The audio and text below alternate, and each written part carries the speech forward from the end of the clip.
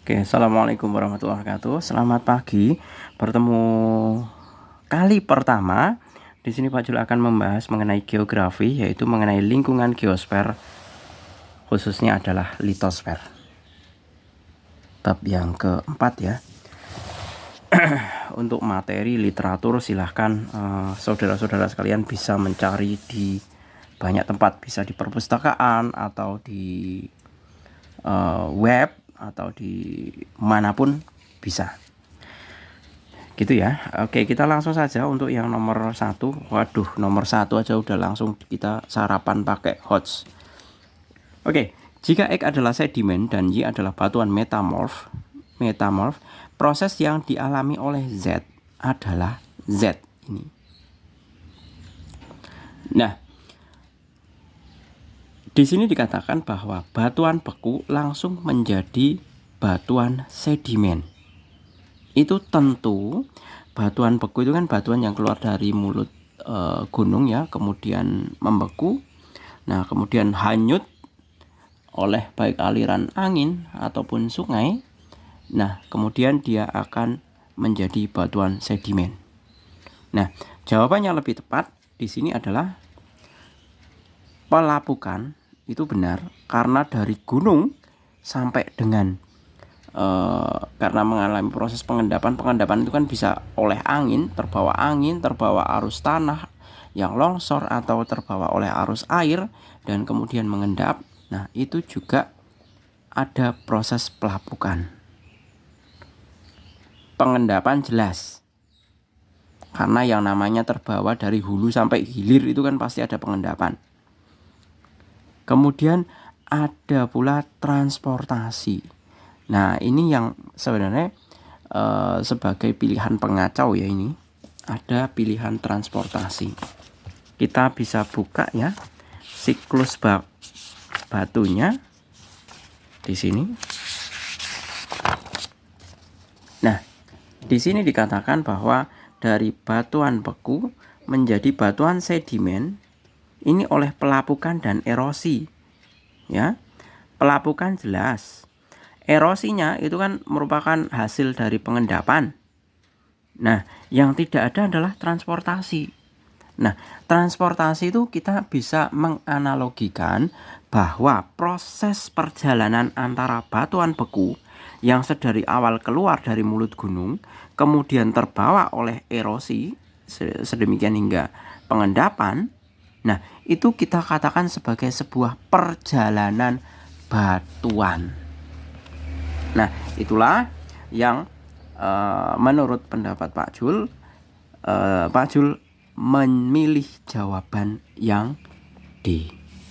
Jadi transportasinya ini saya analogikan perjalanan dari hulu ke hilir atau dari puncak gunung saat batuan beku itu keluar sampai ke menjadi batuan sedimen.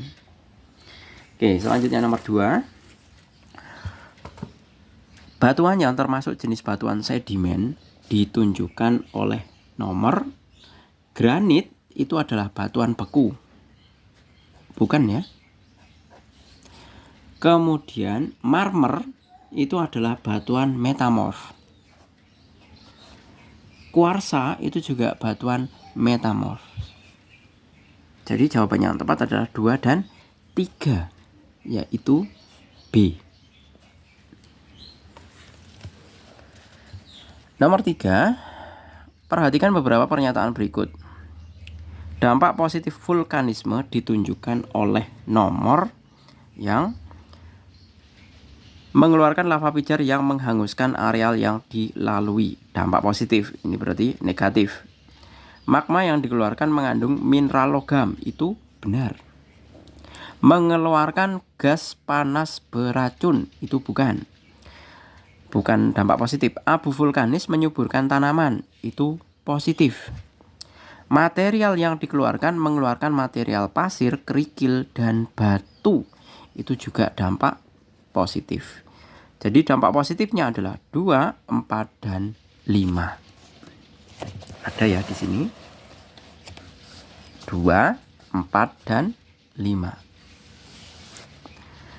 Nomor 4. Berdasarkan gambar tersebut, tipe letusan yang menyebabkan terbentuknya gunung adalah, nah ini benar-benar membuat lingkaran ya, atau terpusat, sentral, bisa dikatakan itu. Jadi yang lebih tepat adalah, sebentar, nomor 4 itu yang sentral. Erupsi sentral dengan lava sangat cair. Kemudian nomor 6, salah satu unsur yang berperan dalam proses dekomposisi, pembentukan, dan pemecahan humus adalah, jelas kalau dekomposisi dan pemecahan humus itu adalah mikroorganisme. Tidak mungkin yang batuan induk, topografi, waktu, ataupun iklim ini adalah makhluk tak hidup. Yang bisa mendekomposisi itu adalah pengurai. Pengurai itu siapa? Mikroorganisme. 6. Faktor yang mempengaruhi pelapukan atau proses penghancuran massa batuan adalah tentu siklus batuan. Penghancuran massa batuan, ya, siklus. Ini di buku ada ya, di literatur ada. Kemudian nomor 7, perhatikan informasi berikut. Di sini ada bahan induk, daun, iklim, manusia, dan waktu. Pertanyaannya, faktor-faktor yang merupakan pembentuk tanah. Pembentuk tanah itu adalah, ini saya mencari literatur dari Fakultas Pertanian UGM di jurnalnya, bahwa faktor pembentuk tanah itu adalah bahan induk,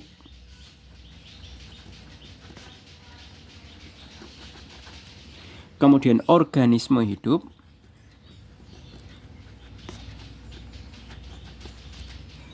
kemudian timbulan,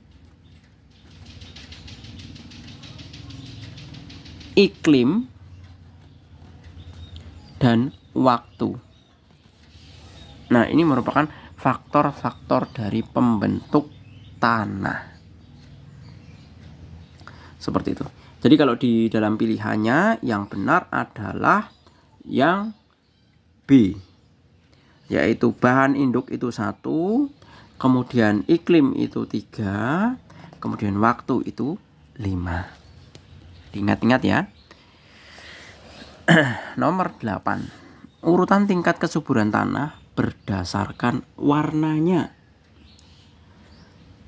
Ini sesuai literatur dari buku ini ya. Literatur dari buku ini ya. Ini lampunya Pak Jul itu masih trouble. Jadi anggap ini saya langsungkan aja.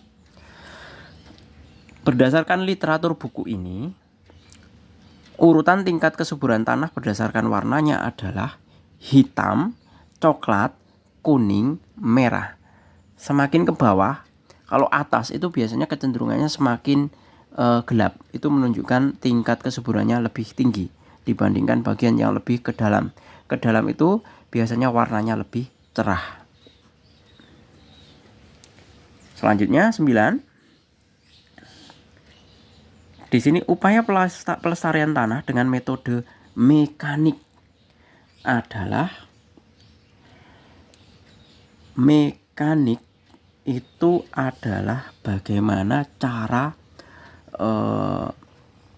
ini fokusnya dalam tanahnya ya.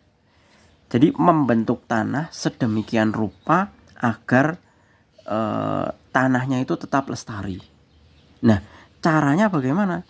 Caranya adalah yang 1, penanaman tumbuhan secara berjalur sejajar dengan garis kontur.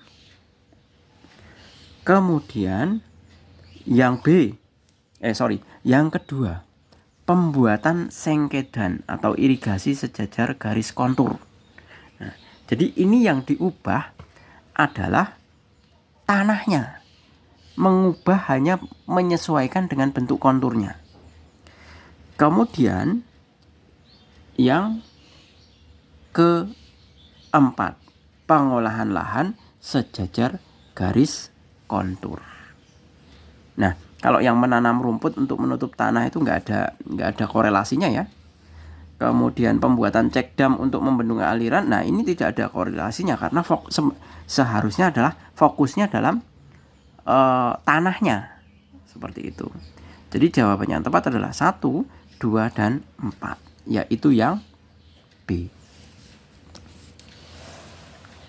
Nomor 10, jenis tanah yang terdapat di sekitar Sungai Mahakam di Kalimantan bagian tengah adalah, jelas kalau di Kalimantan itu kecenderungannya adalah tanah gambut.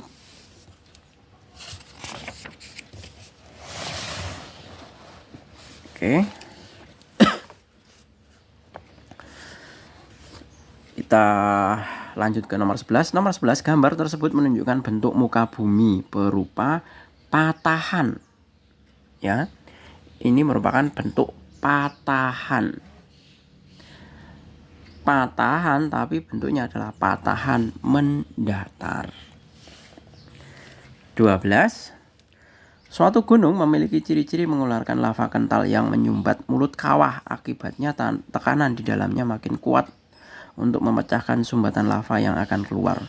Tipe gunung api yang memiliki ciri-ciri tersebut adalah tipe Pele. Pele bukan pemain sepak bola ya. Tipe Pele. Selanjutnya, yang nomor 13, tindakan mitigasi bencana sebelum terjadi gempa bumi adalah, ingat, sebelum terjadi gempa bumi.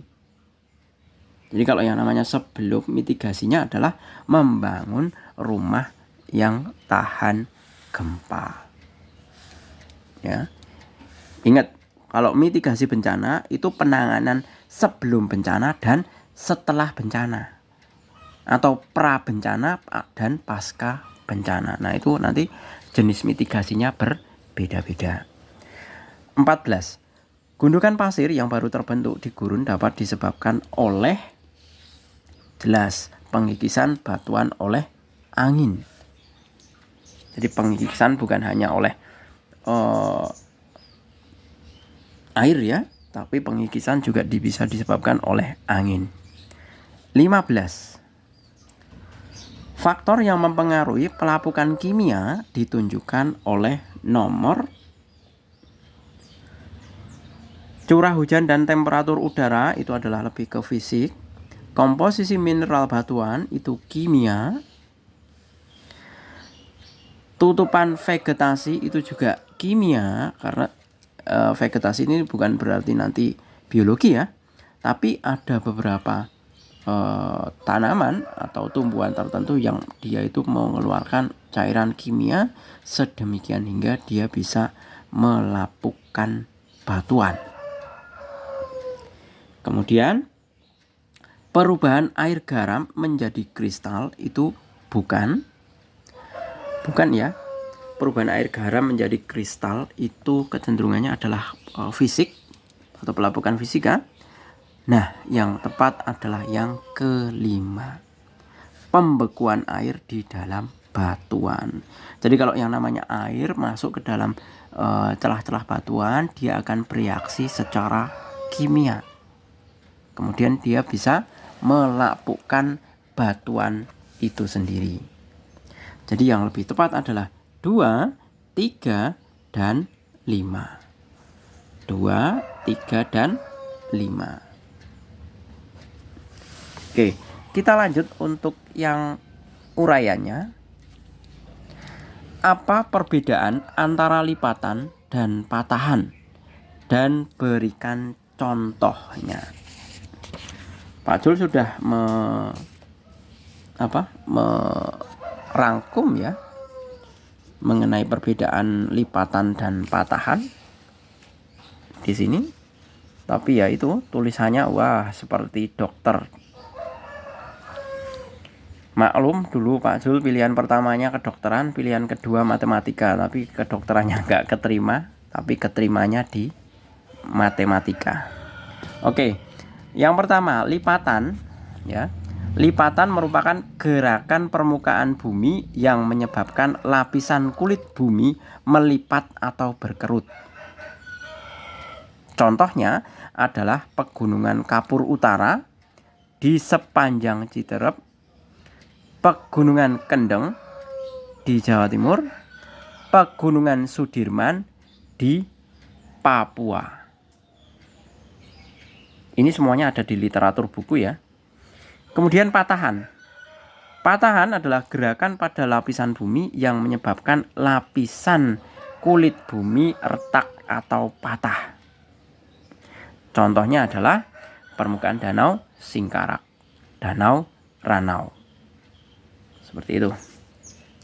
Selanjutnya, jelaskan jenis erupsi berdasarkan sifat dan kekuatannya serta berikan contohnya.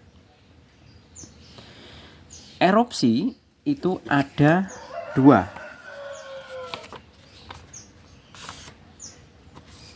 Sini ya.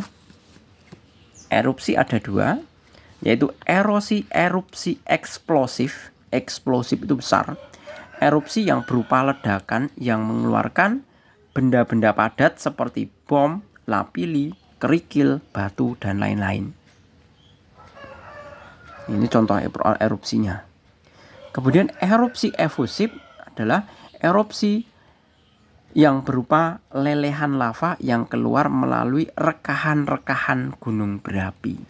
Jadi kalau efusif itu lelehannya kecil-kecil, meleleh secara kecil-kecil melalui lubang pori-pori yang kecil, tidak besar, tidak langsung besar. Beda dengan eksplosif. Kalau eksplosif itu sekali ledakan.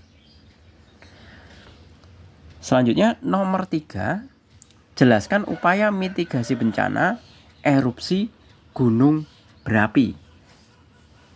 Nah, inilah yang seperti saya katakan tadi mengenai erupsi, mitigasi sebelum erupsi dan mitigasi setelah erupsi.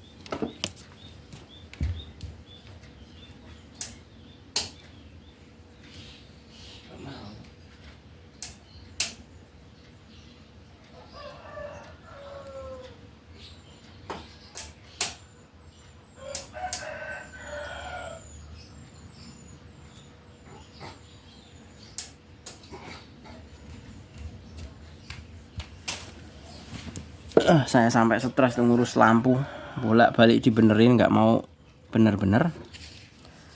Oke, kita lihat ya. Untuk yang sebelum erupsi adalah pertama memantau mengamati secara intens kegiatan gunung api aktif, membuat dan menyediakan peta kawasan rawan bencana, membuat jalur-jalur evakuasi. Nah, ini adalah sebelum erupsi. Sedangkan sesudah erupsi itu adalah pendataan terhadap jangkauan letusan. Kira-kira berapa estimasi korbannya atau berapa bantuan yang harus disediakan. Kemudian menandai daerah-daerah terdampak. Merenovasi fasilitas-fasilitas yang hancur karena letusan. Oke, kita lanjut. Nomor 4, jelaskan persebaran jenis tanah dan faktor yang mempengaruhinya. Nah, jenis tanah itu banyak ya sebenarnya, tapi cuman di sini Pak Jul hanya sebutkan beberapa ya di sini. Kayak membaca surat cinta di gelap-gelap, ruang remang-remang ya. Contoh tanahnya adalah pertama tanah vulkanis, ya, yaitu tanah yang berasal dari pelapukan bahan-bahan padat dan bahan cair. Contohnya itu tanah-tanah di Sumatera, Bali, Lombok. Atau tanah-tanah di Jawa yang di sekitaran gunung berapi. Kemudian tanah aluvial adalah tanah yang berupa endapan lumpur yang dibawa aliran sungai. Nah, lokasinya di mana? Sepanjang aliran sungai di Indonesia. Kemudian yang ketiga adalah tanah gambut atau orgasonol.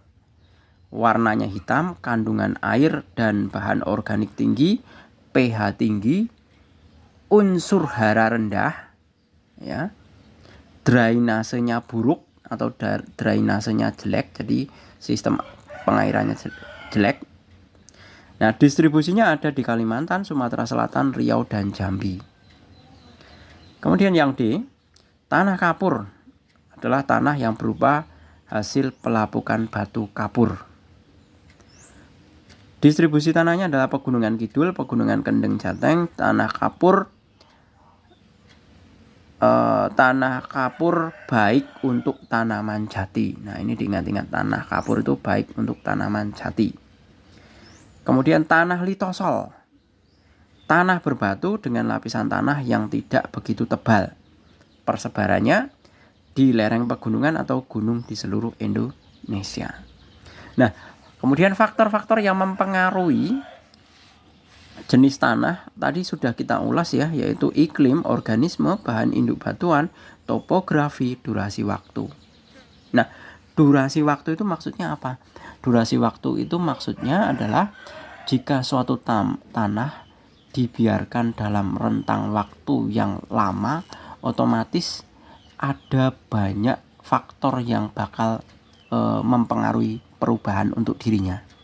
Karena apa? Dalam rentang waktu yang lama kita tidak tahu tanah tersebut apakah menerima banyak hujan atau menerima banyak sinar matahari atau malah dia beku. Nah, itu juga akan menentukan bentuk persebaran jenis tanah.